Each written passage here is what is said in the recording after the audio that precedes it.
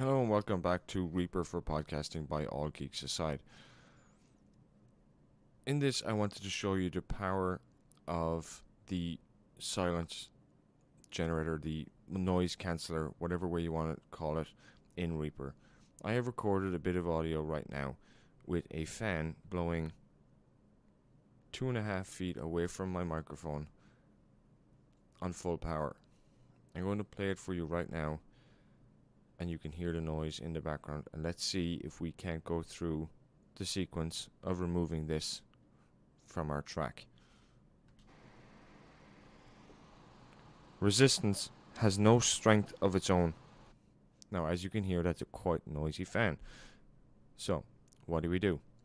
Well, first, we're going to highlight a section of the noise.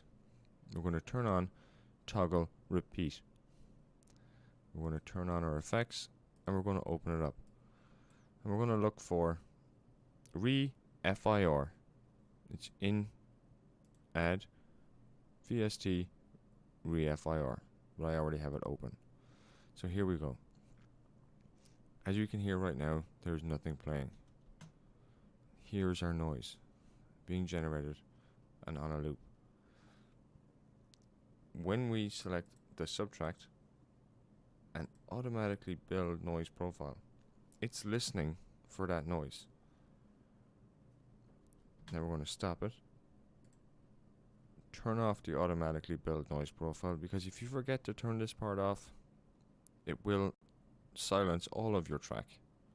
Never fear, it's not completely gone. You just have to go back and repeat steps previous to this again. Just make sure that you turn off automatically build noise profile.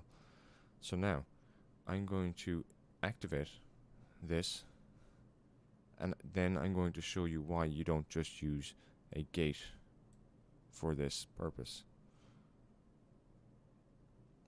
So let's close it. Let's turn off repeat and hit play. Resistance has no strength of its own. Every ounce of juice it possesses comes from us. We feed it with the power by our fear of it. Master that fear, and we conquer resistance. Now, as you could hear, it was completely gone, and not just in the background, but also from the speech. So now I'm going to show you the difference between this noise canceller and our gate. Our gate would work in a pinch if the noise was so great that you weren't able to get it past. But if that's the case, you might want to hold off on recording until the next time.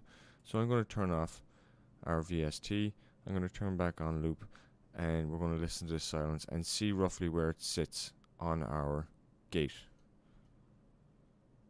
So as we can see, it is sitting right around here. And there you go, you can hear it. So we're going to raise it just above it at 51. And it's just kicking in. And I think it's gone. I spoke too soon.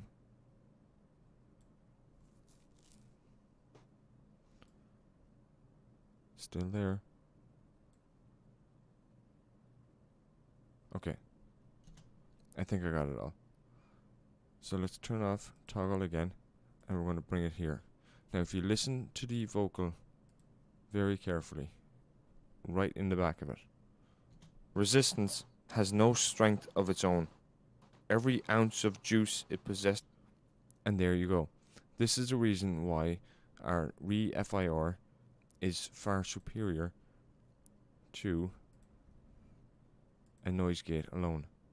While a noise gate is great for blocking out breath and the odd rustle of a piece of paper, it is nothing compared to removing a fan in the room, or a rumble of a truck outside, or the dishwasher automatically turning on, or the washing machine, anything like that.